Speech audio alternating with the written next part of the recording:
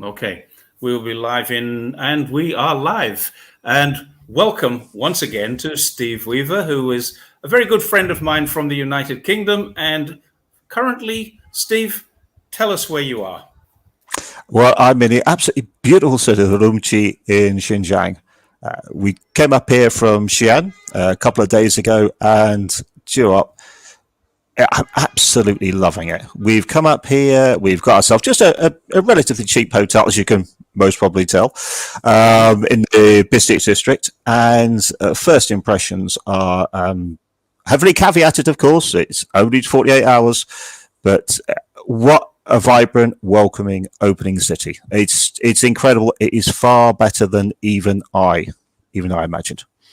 Okay, well, let's go back to the timing of this. You arrived a few days ago. I was following you. You were in Yeah. Xi'an, which Yeah. is kind of, they call it Northwest, but I describe Xi'an as the middle of China. You're kind Yeah. of near the middle of China on the route or the route to the Northwest. How did you get into Wulumuchi or Urumqi? How did you get there? Really simple. Jumped on the app, booked ourselves a couple of tickets on the HSR, and turned up at the station in the morning. Simple as that. You know how simple and easy China's rail system is to do. Now, I did blow it just a little bit, but I went fast class because I wanted that leg space. But your lovely, smooth journey. Everything went like absolute clockwork. But it was on the journey that's when I first began to notice certain things that I hadn't expected. The journey itself was a amazing, seeing the scenery outside, and I've pinpointed places that I want to now go back and visit that are on that journey. Right. It's a beautiful, absolutely incredible. It's a long journey. You leave at 8:30 in the morning, arrive 10:30 at night. Last couple of hours, obviously, for us were in dark, but absolutely incredible scenery that I've never seen. Some parts of it you could be going through Switzerland. High mountain peaks with the snow on, beautiful valleys, and then you're into a near desert later on. Incredibly vibrant. We've got people working in the fields as you're going by, and these are families. These are families. There's nobody there cracking a whip over them. There's no guy on a horse with a gun. No, surprisingly enough, no. It's proper family groups out there working. I mean, obviously, it's that time where they're harvesting corn at the moment, so entire fields just full of golden corn. We passed, as I say, the cotton fields and everything, the cattle. Amazing. The amount of construction as well. You see, because the last about 2 or 3 hours going into Wulumuchi, Urumqi. Let's find a common name. What do you prefer, Urumqi? Urumqi, otherwise I'll keep getting it wrong. because it's Wulumuchi is 4 characters in Chinese, but Urumqi is okay. Let's just stick with that for the purpose of tonight. Did you see the wind turbine farms? Over before it got dark, we passed a gigantic one. It was maybe 4 or 5 kilometers from where the train was up onto the hills. But this just went on for kilometers as we were going along. I have never seen the like of it before. And also, not just the wind farms, acres and acres of solar panels. Yeah. I mean, incredible. And bear in mind that we were on one side of the train. We couldn't really see what was happening in the other most of the time. But I have never seen so much. There was even a couple of power stations that we had passed, and they themselves were surrounded by solar panels. Factories completely were, entire fields worth of solar panels. But what was interesting as well is that many of them had crops growing within them. Yeah, they're dual purpose. Yeah. It is quite an amazing thing. Now, think about that journey. You got on the train at 7 in the morning or 7:30 in the morning, got off at 10:30 at night on a high-speed train. Anne and I cycled that journey. Yeah. I definitely had the better end of the stick. You would have seen more of it, but I definitely had the better. My legs would have been a lot less sore. I've got a friend here who says, "But Jerry, I would have given you the train ticket if you needed it." So you arrived in Urumqi. You arrived there. and got off the train. You obviously the thousands of people getting off the train the same time as you. What's the experience? Completely different to what I was expected. I was expecting a much greater sense of security everywhere, even from getting on the train at the beginning. But nothing was any different from any other high-speed rail service I've taken in China, and we've taken many over the three trips that we've done. Yeah. The only slight difference is that being in first class, the security detail for the train, you in China, there's always a security guard or two walking up and down. We're using our area as a break area and coming in to sleep, because obviously it's 14 hours. So there may have been one or two more, but it's hard to tell because they were just in our carriage. Were they armed? No, none of them had a sidearm that I could see. They had a small baton, extendable baton on the side, just like any of the guys normally do around here. But what interested me is that half of them, including the female officer who was in charge, or seemed to be in charge because she was certainly telling them what to do, were obviously of a minority. I can't say they were a Uyghur, but they were obviously of a minority, and I wasn't expecting that. How do you know they were from a minority group? I would just say it was from, obviously, they didn't look like Han Chinese. They looked very much like the people I see in the street here as Uyghurs. And particularly with the female officer that was in charge, as I have now noticed that when I've come here. Wait, stop, time out. Female officer in charge? Yes, there was a female. Okay. She was, as in charge, she was in the smarter uniform.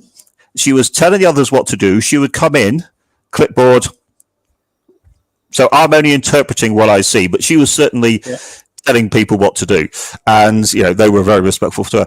And also, as I say, one of the reasons that she did not look Han Chinese, but she also had underneath the uniform the little bit of bling that I like to wear. They like to wear the... there's a lot of jewelry involved, Indeed, yeah. And so that was unusual. I remember that stuck in my mind as well, because I don't normally see that. But of course, now I'm here, I see that the minorities here love that. They love to have an undershirt or something on with it. Yeah. A question here from the audience. How much... Michael is a very regular contributor to my channel. How much did the ticket cost? Well, as I say, we went overboard. We got the first class, and that was we booked it from an external website on the app, and it was £131 for ourselves to get here. It went all in pounds sterling. In terms of distance, are you familiar? I mean, I know I am, but I'm asking you: are you familiar with how far it is from Xi'an to Urumqi, and how that would compare with, say, a trip in Europe? This is ridiculously cheap for what we got. Comfortable seats. It would cost me, it varies depending on booking ahead, but if I was to say to travel from where I live in Manchester to the United Kingdom, even booking ahead, I would be paying more than that. And that's what, 250, 300 miles. So, the cost is nothing. I think there was a Freudian slip there, Steve. You said from Manchester to the United Kingdom. I beg your pardon, from Manchester to London.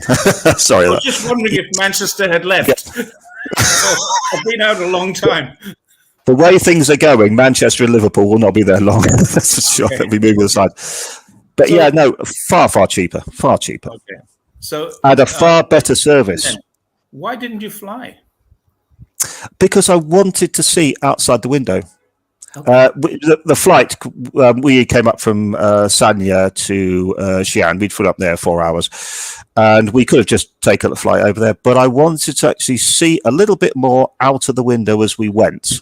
And as I say, pick places that I'd like the look of, cities that we travelled through for an upcoming trip, that kind of thing. Okay. So it was worth it. You must have made some notes. Where would you like to go back to? There's certain places that we went to. I think it was one of the places I think was called was it Hanbai? So I don't mean that with me. And there was an airport right by the side of the train as we're going by. Huge new terminal going in. I mean, that's one of the things all the way along the route where there were cities. Massive amounts of construction. Not just the huge tower blocks, but we saw lots of 2-story, 3-story buildings going in on the outskirts of cities as well. Massive amounts of new roads that were going through. We'd passed 2 what appeared to be new train lines, sets of train tracks coming through as well. The one thing I will say, and it really surprised me, was how many churches I was seeing by the side of the road, by the side of the track. When you say church, Incredible. what do you mean? We were going along, and in the distance, I've got some pictures, but they tend to be blurry because it was all just too fast going by. There would be a church building, either 3 steeples, taller one in the centre with crosses.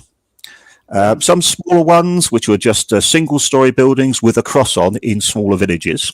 And there was one that we actually passed by was having some kind of festival because they were letting off fireworks outside. Right.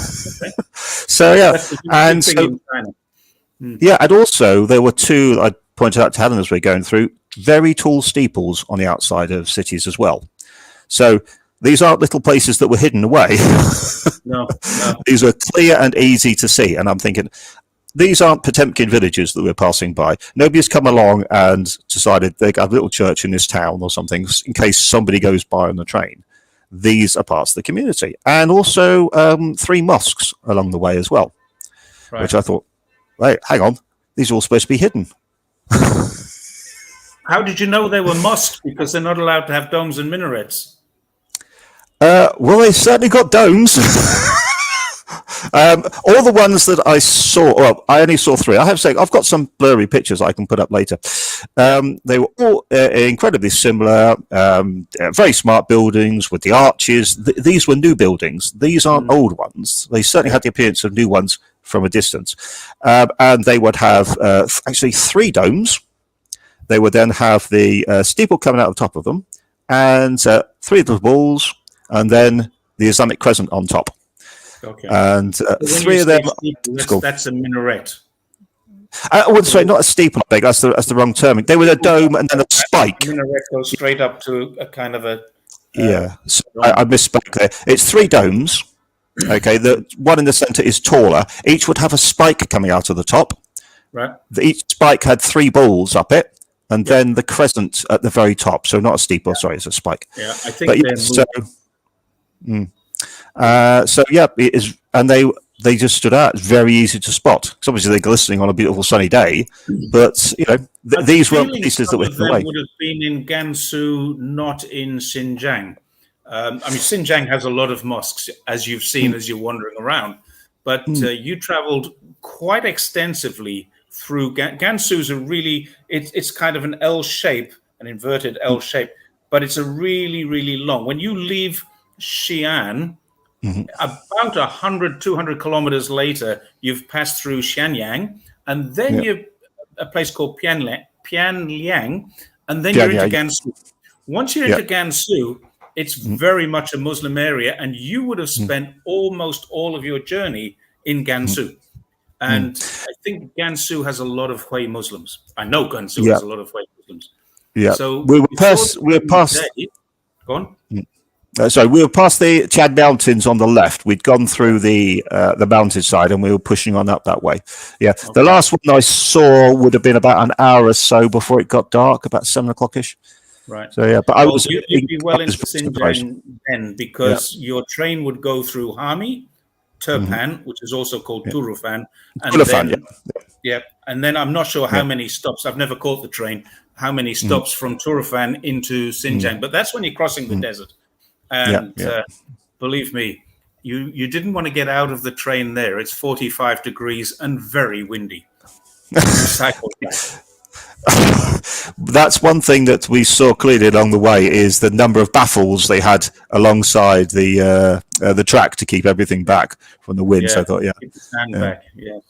So you're now in the middle of, well, perhaps not the middle, northern side of Xinjiang. How's the weather? Oh, it's beautiful at the moment for us anyway. It's sort of officially about 20 degrees, but here where we are in the city, we'd go to say 25 to 26 because it's a beautiful white city where we are. And as soon as the sun comes up overhead, the temperature just soars. And weather is beautiful, absolutely beautiful. It's very dry. Very dry, as you'll notice. I'm a bit chapped here and things like that. Helen said, "Suck the moisturizer." But yeah, no, it's absolutely beautiful. I mean, we had a sit down in the park today and just rested out the sun with some cool drinks. Yeah, absolutely lovely. So, okay, then the next question is, of course, everybody who goes to Xinjiang knows the food is amazing. What have you found with the food? Oh, tell me about it. We had to pop up very quickly yesterday afternoon just to go up to the bazaar, pop inside.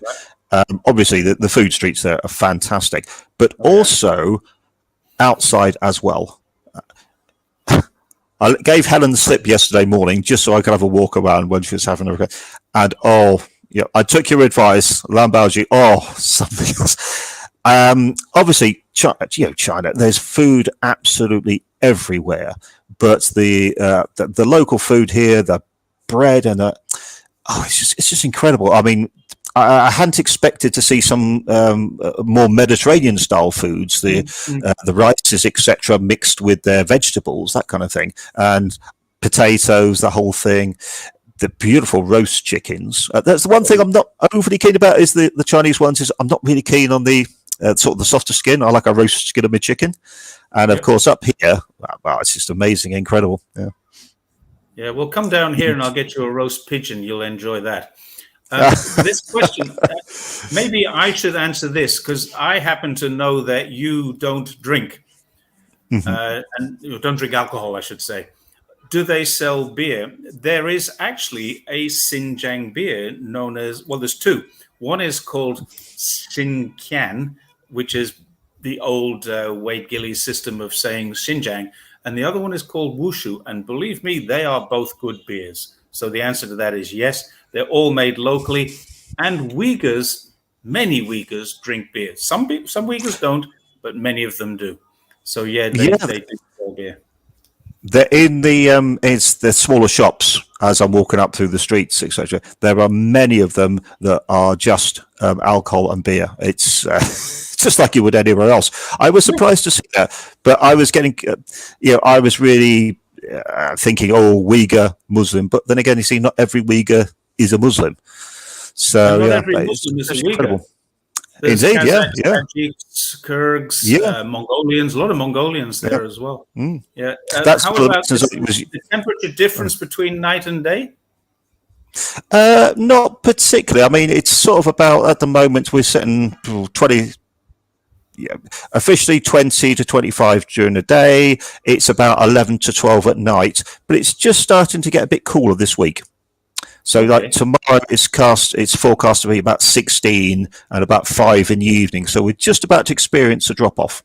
So, Well, if it's any consolation, we went from 32 to 25 a couple of days ago, and my wife is now wearing a jacket and we have a blanket on the bed.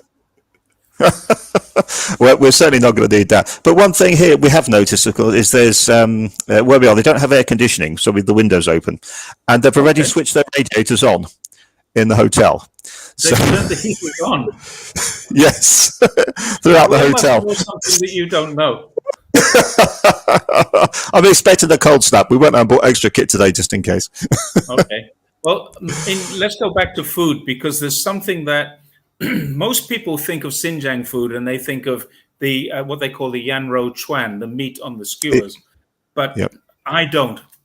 When I'm in Xinjiang, my favorite dish is called dapanji. Have you had it yet? No, that's on the cards for tonight. Right. Which is the one thing. But the big plate chicken, that's the one for us. Okay. But I'm not sure where we're going to go. On Twitter tomorrow. I'm not sure where we're going yet, because where we are, as you know, just outside the door, obviously we've got all the local stalls and everything, but there's an amazing little food street which is just up round the corner near the Digital Plaza, and it's a complete mix of the normal Chinese foods, but it's all mixed in with a minority and Uyghurs as well, so we've got our pick. So what you need to do is, how is your Chinese? Have you picked any up? No, just the odd scrap and things like that. Well, we keep bumping into people speaking. Yeah, right. You already know dapanji. So at the beginning, yo, which means have, Yep. Dapanji ma. Yo Dapanji ma. That's it. All you need Yep. to do. Walk Dapanji in, ma. yo Dapanji ma. Now, I assure you, when you get a proper Dapanji, it's this big and it's kind of this big. And you will have lunch for tomorrow sorted out. You need to learn the dabao, which is, can I get a box to take away? Dabao. And they will give you a container to take it away for tomorrow's lunch, for sure. I don't think, everywhere we seem to go, and what we're doing is we stay away from anything that looks remotely westernized. We like to go into the smaller places that, you would just go into, couple of people sitting in there, looks like they're having a good time. I don't need flashy signs outside and all that kind of thing. And wherever we go, either Baldu Translate gives us something strange, or they'll take out a sheet that has everything on it in English anyway. Actually, I found that my first trip to Xinjiang, more people spoke English there than in Guangdong. People just kind of have a natural affinity with languages there. We were just strolling today. One thing I don't know if many people know about China when they come is that a lot of the cities have very large underground malls that used to be the old bomb shelters.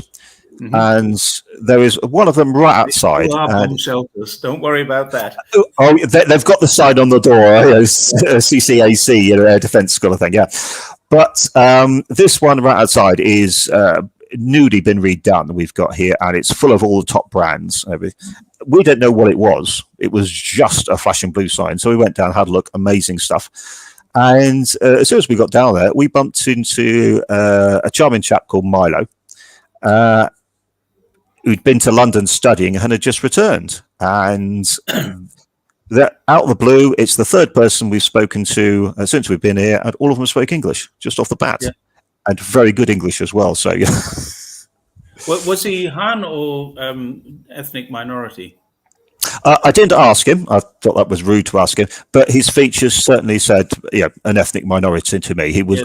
This is the amazing. Not obviously, so many ethnic minorities have studied overseas and come back, and this is the story. They can't travel. They can't get passports. Blah blah blah. All these sorts of things. So I think I was trying surreptitiously to ask without being, overtly, what's it like living here and stuff like that. And he really likes his life here. I mean, he's a good-looking young bloke, and he's got really nice clothes on and stuff like that, etc. And chatty, talkative, but he loves his life here. He really feels that he has done the right thing by returning from England after study. He's another one, it's the second person I spoke to, who thinks that there is a real sign of growth and dynamism in Urumqi. And just from the sheer number... You just answered the question I just put up. Is the economy collapsing as per Western media? Heavily caveated. This is only my second day. So who knows what I will find while I go next door. Right. No, I haven't seen a single sign of it. I'm seeing new construction. And one of the things that really surprised me was slightly behind the Grand Bazaar, as there are Uyghur neighborhoods. And there is an entire new estate that's out there. Lovely high rises, everything brand new school. It's still got the outside the Chinese shops when they have a new business has opened. They have the tripods with the red flowers, and the corn coming out. Still got those outside, so you can tell it's new. And the corn coming out, I haven't seen that. That must be a sin. Over here they have golden sheaths of corn coming out of the top of it. In Xi'an they've got roses and things like that, but here it's golden sheaths of corn. And there's a new mosque. Just down off one side. I didn't go down to the mosque itself. I took some pictures from the top of the road because there's a security guard at the top, a local Uyghur security guard, not police stopping me from going down before anybody says otherwise. I didn't want to go down and intrude because this is a Sunday. The car park was full. I'm not going to go and stick my nose in like that. But it's a new place. You can still see there's a little bit of construction material left around the side. And I'm not sure if it's new, but there was a fire station there.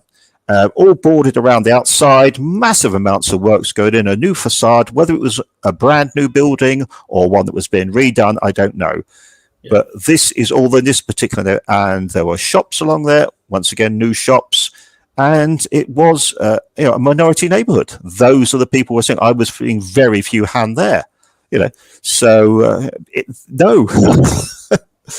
This is Gav Munro, and Gav is actually married to a person who makes the world's best pies here in China. Oh, I like that. Yep, Juliet's Kitchen. He's heard you speak about how safe it is in China compared with Manchester, which is his hometown. Hey!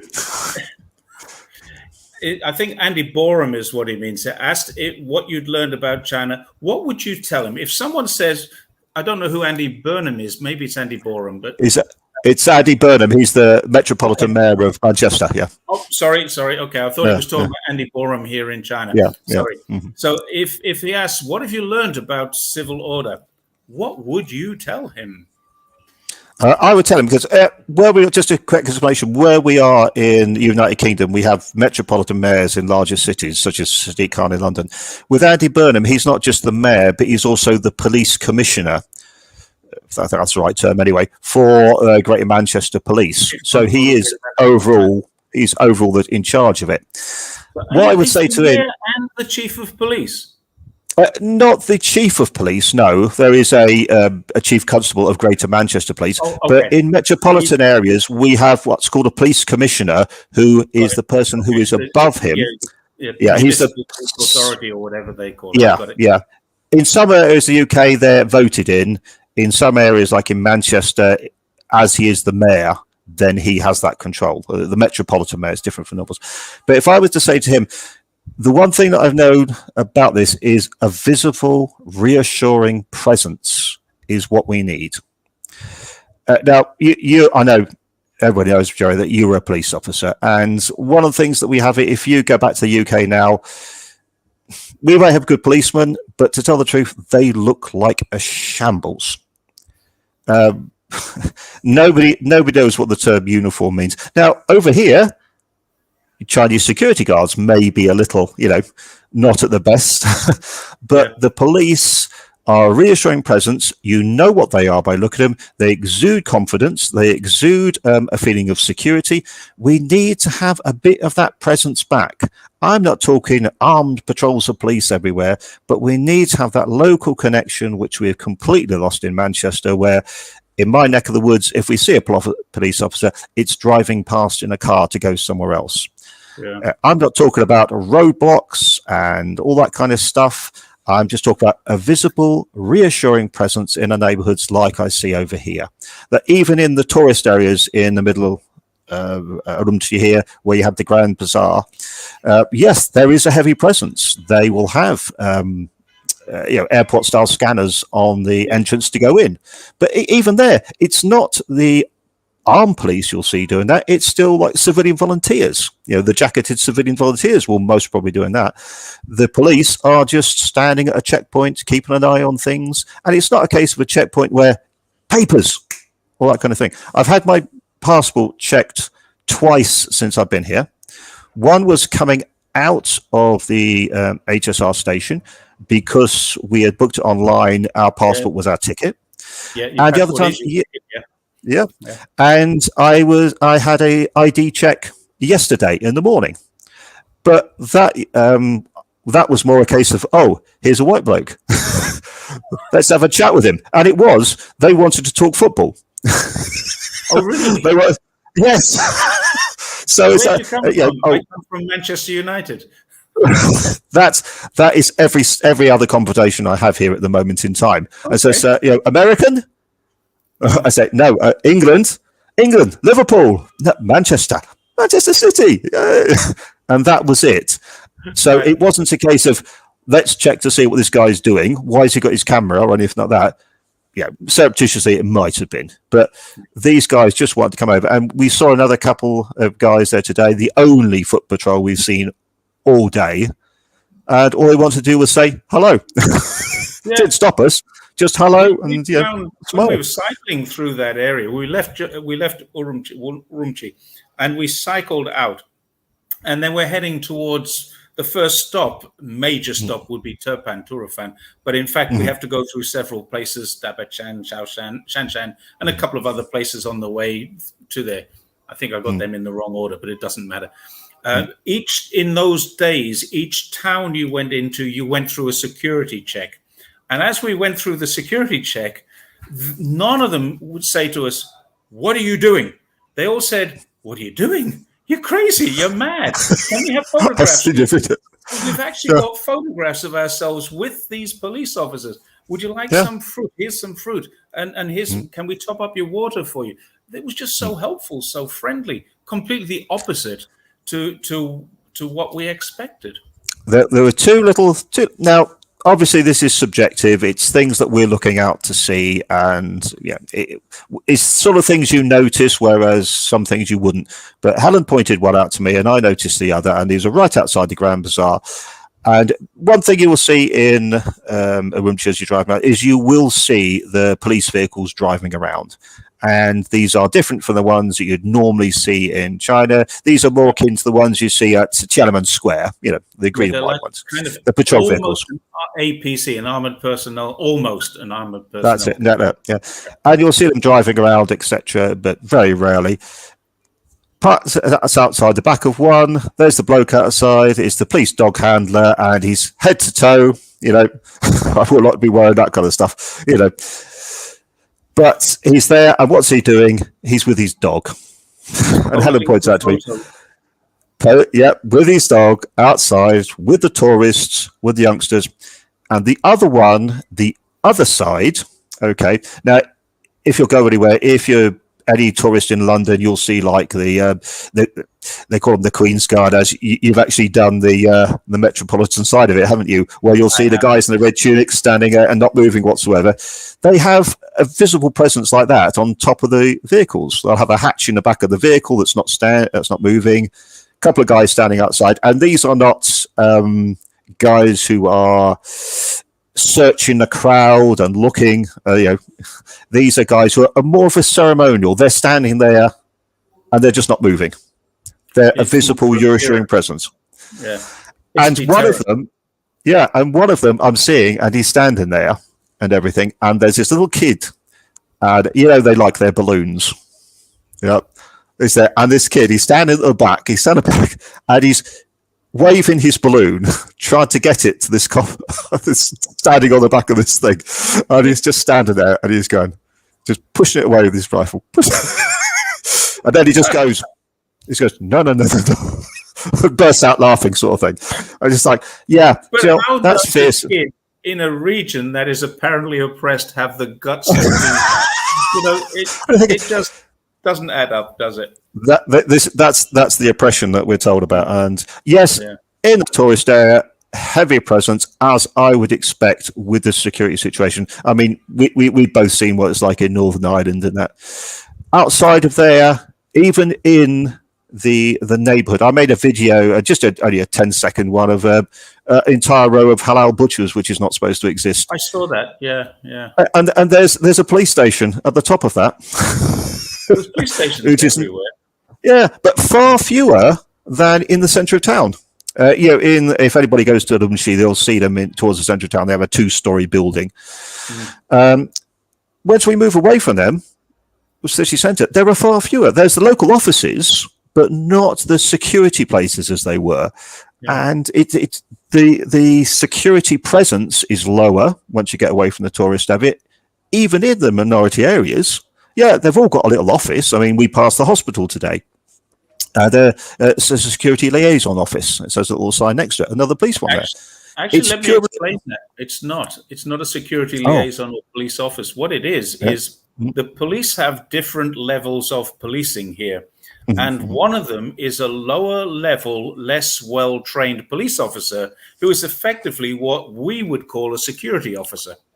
And the organization, it could be a hospital, it could be a factory, it could be a school, they pay for security, a security presence. That's throughout China. I mean, it's more so in Xinjiang for sure, but throughout China, all factories, all schools, they pay for a security presence. Now, one of the organizations that provides that service is the police service, but they're not policemen. They are a lower trained level of police officer who didn't quite make the grade. So they're security officers wearing a police uniform, and they work inside of a building, a gatehouse or a guardhouse that is painted blue and white, and it says police on the side of it in English and Chinese, Xinjiang. And they actually are employed by the police service to do the job of security. So they look like, and this is what gets people like Nathan Russer and those people who've never been here so confused. They don't understand. They say there's a police station at the front of this factory. It can't possibly be a factory. And I say, well, don't you know how this works? Now, that guy, Nathan Russer, actually does know now, because I've told him. He chooses not to believe because he doesn't want to. He chooses not to because it affects his salary to be able to say, well, I was wrong about this. His salary would be destroyed if that was the case. Alfred is here. Alfred's another regular contributor, and he asks this question. What else or what other cities do you intend to visit? Oh, hello, Alfred. Yeah, I know Alfred from Twitter as well, or X, so I say. Yeah. Well, this trip, we've had to cut this. Sorry, I think he means in Xinjiang, but let's go for the whole lot. Oh, yeah. Well, I'm not really sure at this moment in time. We've left it very loose. We originally were planning to be here a month, but we've had to cut that down. I've got some stuff I need to do in Guangzhou. I've got some people down there for the university I've got to go and meet. I think what I'm going to do this turn is I'm going to leave it to Xinjiang, and then I'm going to take a few trips out on the train for a day or two, leaving Helen here shopping. I have to get to Turpan because I've got some people there I want to meet, some old people I used to speak with online and teach online. I'm not going as far as Kashgar. That was my original intention, but I just don't have the time. Originally, it was going to be 2 months. 3 months, but now we've had it cut to 2 because we lost Mary just before we came over. So, but no, I want you to get up into mountains as well, because people are not believing that there's a ski resort 50 kilometers from me. It was a Winter Olympic training camp. They don't believe it. Honestly, I'm sorry. It's right there. I know. Yeah, I know. Yeah, they do not believe it. So I need to get there and take pictures as well, because I've said that I'm going to go and do this. But as I say, we've had to cut it short. So I'm not going to get to Kashgar like I was hoping to. After we've gone here, I've got a month I need to be in Guangzhou. But Helen has also twisted my arm and said she needs to go back to Shanghai again. So I've got to try and figure out that into the way back to Beijing, because we're flying home out from Beijing. So, yeah, we'll have to see how it goes. Yeah. But really, what I'm going to do... I have a question to add to this. Are you going to get to Zhongshan, or do I have to come to Guangzhou and meet you? Oh, no, that's fine. No, as I say, got a month there. I'll be coming down. Don't you worry about that. Hannah's been eyeing up a hot spring along the route to come down and see you, actually. It's 20 kilometers from my front door. How about this? You tell us when you're going to be at the hot springs, and we'll meet you there for a couple of nights in the hot springs. Oh, sorry. What was that? You said the hot springs are closed? Oh, sorry, Helen. The hot springs are... Oh, what can I do? Okay. So I'm not sure. I actually know how to say bullshit in Cantonese. So could I just quickly go back? There were two points, actually, if you don't mind. One of them was about the economic side of question, and I was having a walk around yesterday. I love my Chinese bookstores, and just in the square, not too far from here, is Xinhua bookstore. Yep. And I thought, do you know what? I walked into the square, and there's about 8 or 9 ladies, young ladies, outside the bookstore, all with signs and placards. I think, do you know what? Oh, great! I found something. I've got a demonstration. I thought, yes, got something. So I put my phone in my pocket and everything, just so it's poking out. So I'm not going to go around openly filming demonstrations and get myself into any kind of trouble, as I wouldn't do in the UK. And so I just take a translation one of it, and it's these young women are graduates who are now looking to take on tutoring roles, and that's what all of these signs were saying. Right. And I noticed that one of them had teaches English, so I just was just asking her, so well, what do you reckon? I said, I hear in England that the employment rate for graduates, etc., is very bad, and she said, yeah, she has had trouble getting the sort of work that she wanted to, but she had so much faith that, like another chap I spoke to earlier on, she had so much faith in the way that the city was developing and growing that she had decided to stay here, as most of these other girls as well, and tough it out, because she had started to see how things were improving. There was more money that was in the economy for people to take on, private tutors and things like that. Right. So I thought, well, that is a very good indication if you've got people that are willing to do that, who are not going to go and leave. And there were a couple there who appeared to be Han Chinese, but the rest of them were once again minorities. And this is not in the case of minorities being forced out of jobs or anything like that. It is tougher for graduates here at the moment. Yeah, it is. It's a tough time right now. Yeah. And the other thing, just very quickly to touch on something which is, you were talking about the signage outside the hospital if you go for the stations. The signage here, virtually everything you see here, Chinese, Uyghur, English, and some other Islamic script as well. Right. The new buildings that I see being made have Islamic elements into them. Arches being built in and things like that. I'm not seeing anything that is in any way trying to wipe out an identity. Even you go as far as looking, there are brand new manhole covers in the streets, and they've got some Chinese script in the in the centre, that kind of thing. And around the outside, you've got the Muslim motifs, the curves, that sort of thing, the little arches and what. Why would anything as simple as that, if you're trying to wipe out culture, wipe out language, and as they're supposed to be doing, why on earth would little symbols like that, which would seem to be the easiest thing to start off by getting rid of, even the anti-trip signs as well inside the... And so this is not some place where this script is being taken away and hidden. Yes, the Han Chinese is a larger part of it, but that's because there is a larger population of Han inside of Urumqi than even in China. It's actually it did go higher. The Han population did go higher. It went up to 51%. Now it's down to 47%, and the Uyghurs are 47 or 50%. I'm not exactly sure, but it's about 50-50. Uyghurs are 50%, close to. And F. Liu, who's another regular contributor, she's living in the UK.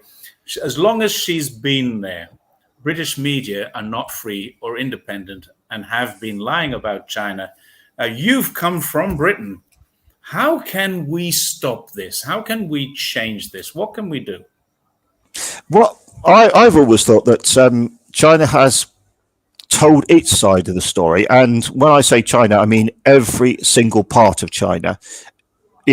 From Xinjiang itself, every area has told its story poorly.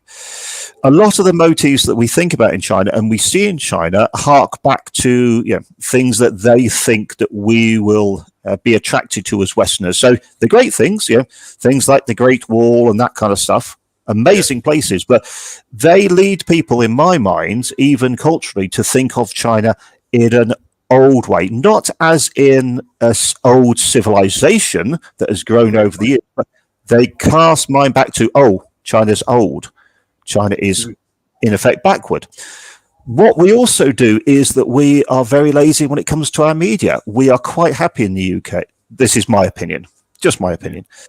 We are very happy to take a headline, not read beyond the byline at all, not look into it, and we'll take it. And that comes from the old days that we would receive a paper, 40s, 50s, 60s, even the 70s and 80s. We'd get a paper, that would be our news, We'd look at the headline, look at a few pages. That was it. Now that we come and we trust it. Oh, we trust it, yeah. Unfortunately, though, trusted our media. Oh, yeah. I know. I grew up trusting our media. Yeah. Unfortunately, these days, though, The vast majority are, I don't know if it's brainwashed is the right idea. We're trained, okay, since child, to just believe the talking box, whether it's the computer screen or whatever. And that's why I say that don't believe what I'm saying. Do what I did, do what Helen did, book yourself a flight, get yourself a visa, come over and have a look. Okay, well, that leads me to my next question. How difficult is traveling to Xinjiang for you? I could have flown here. If I'd have wanted to, from the United Kingdom. It wouldn't have been a direct flight, but I could have flown into Xi'an and take a. The visa process is a little longer than it used to be. The form's bigger. They want things now like a work history and an educational history, that kind of thing. But it's no hardship to fit it in. I mean, I think it's 151 quid. I think it was for a visa each, and you could get it within 3 days. Next thing you know, I could book a flight in Manchester. I could book a flight tomorrow, and I could be straight off and done. It's simple to get here. It really is. I mean, as I say, we decided because we wanted to see the country. We decided to take the train. Could easily have flown here from Xi'an, and had an extra day, but traveling here is so simple. It really is. Forget all this. Forget all this nonsense about massive security checks. I've been through no security checks in China except for passport ID check that I haven't had in the UK. I've spent longer going into the United Kingdom inside my own country than I have coming into China. We were through the airport of Beijing in a taxi within 30 minutes. Wow. That's how quick it was. Now, admittedly, obviously it was the end of the holiday week, so maybe not many people were traveling. But even with we're coming up from Sanya on the plane, I always get there nice and early. Everything's smooth as silk. I have a feeling that you and I might have been in Sanya at the same time. We'll have to talk about that later. Yeah. One of the reasons why I exist on social media is because I said I went to Xinjiang. I rode a bike twice now. I've ridden a bike in Xinjiang, once into Xinjiang and across to the Kazakhstan border, and once from Urumqi out back to Guangzhou. And in that, I've done about 5,000 kilometers of riding in Xinjiang. And I keep getting told you can't go to Xinjiang. You need a permit. You need guides. What have they done to kind of hinder you? What has happened to you? Nothing whatsoever. Now, admittedly, my original plans were to go to Kashgar, and I would have had to apply for a permit in advance to do that. But it was only I think, a week in advance, and I could have done that while I was here in China. That's, to me, totally understandable. If I was going to a border area anywhere, I'd expect an enhanced level of security, especially in a world of potential conflict. Clarify for people who don't know, which border is Kashgar near? Well, of course, pushed up towards Kashgar, then we're looking at our favourite place where our Americans have been interfering for far too long.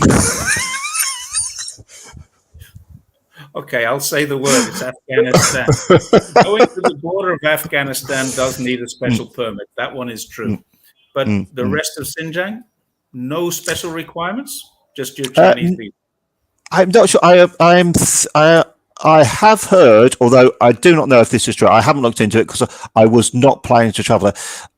I was told by a person who ran the hostel where we were in Xi'an that I would need one if I was to go to the Duku Highway. Don't know if that's true. It was never a region I was planning on going to. So I think maybe there's a couple of places where they say it's not about getting a permit. It's about registering your intent to cross. And it's no different to entering some of the national parks in Australia or in America, where if you log in, they know you're there. And then if you don't log out, they know to come and get you, to come and look for you. And I think that may be what that is. But I personally haven't heard it. No, that would make a lot more sense. My wife and I and another friend from Australia, 3 of us, cycled across the Taklamakan. I mean, we're talking about 360, 370 kilometers of absolute desert. The only shade that you get in that area is when a truck breaks down and you can get to the dark side of it. That's it. There is no other shade. So for 4 days, we cycled in that environment. I mean, this is hostile, but we didn't even need a special permit for that. Nothing. I didn't, as I say, when we came here, I was just able to book it on an app. That's how simple it was, and there was no. It was even an English app I was able to book it on. Nothing. I showed my passport when I got there because, as I say, the passport was my ticket. That's the only reason why. Yeah. And going there, everybody knows how simple the passport system here getting around is, but nothing. Didn't even need to pick up a ticket for the train. So no, straight here. There's no paper anymore. No, it's just as simple as that. If I'd have had done it on my phone, I could have done it on my phone. But I was just thinking that, well, perhaps this is going to be the place where the mobile system doesn't work properly or something like that. One thing I'd say to anybody who's coming to China: get your apps sorted before you come. Get yourself sorted with your Alipay or your WeChat Pay, whatever you want to use. If you don't speak Chinese, a decent translation app. We use Baidu Translate. If you're sorted like that, you've got everything you need almost wherever you go. One other thing. Yep. VPN.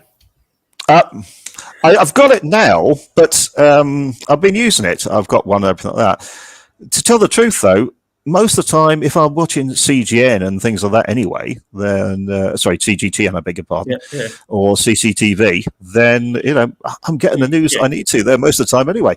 Most of the time, if I'm doing it, you can watch CNN. You can, I think, you can even watch. I haven't tried it recently because I wouldn't watch it. But Fox News, CNN, you certainly can without a VPN.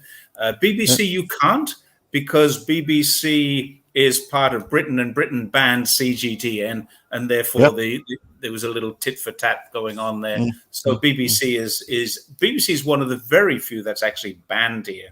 It's no longer operating here, but I think many. Can't say I'm really missing it. I can't say I'm missing it. But yeah, no.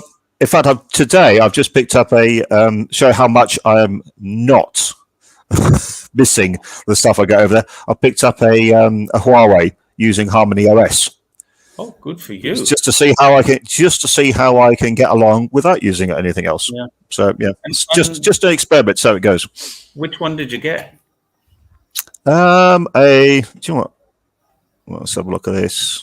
There's the Mate 60 and there's a P60. There's a P50. And this is a Mate. No, this is the Mate Pad. This was the tablet. Oh, the pad. Okay, that's nice. The tablet, yeah. Now, while Helen is listening, I have no intention of getting a Mate 60. You may have to wait a while. I tried to get one. Anne and I went shopping last week, and she was told that in 2 places that we went, one was the Huawei shop. We can get you one, but we have to order it, and you have to pay 500 more than the list price. And then we went around the corner to another place where they said, we can get you one, but we have to order it. And we're not sure when it's coming in. And we said, well, what about the price? Oh, it's the list price. So Huawei, I'm not sure if it's the Huawei company or this Huawei store. We're trying to rip us off there. Anyway, we ended up getting the Mate the Mate 60. Sorry, the P60, not the Mate, not the new one with the Chinese chip. This one has a Snapdragon, which is Qualcomm chip, but it's a very nice phone, right, Anne? She approves. Good. The simple thing, I just love that Huawei share feature as well, because I've got a MateBook laptop which I'm using here, and just whack it down there, pictures transfer over. Share it with anything, and you don't have to share it with another Huawei. It's kind of like Bluetooth, but better. I think. But thankfully, not thankfully, I should say, I'm right in the middle of the tech district here, which is completely. It's a mystery how it managed to happen this time round. But that's another misconception. I wasn't expecting this to have a huge big tech district as well. We used to the one in Beijing, we used to the ones in Guangzhou, Shenzhen, all these kind of places. I wasn't expecting to be right in the middle of a tech district where I can lay my hands on anything. So what does Helen think about all this tech? Let's not go there. We're getting into the 55-minute mark, and I promised you that I wouldn't keep you. I promised Helen I wouldn't keep you longer than an hour, and so I want to wrap this up. So because I know you haven't had dinner yet, and you're looking forward to that dapanji, so I just want to say to you, first impressions. How different is your time in Urumqi from your expectations of when you arrived in Urumqi? Well, once again, I'm going to caveat it by saying this is just the first 48 hours, and Yep. I could turn a corner and I could find one of these detention camps, But the impressions that I have are the fact that this is so different that even the positive impression I had before I came. Okay, I'm in the middle of a modern city that has a thriving mixed population.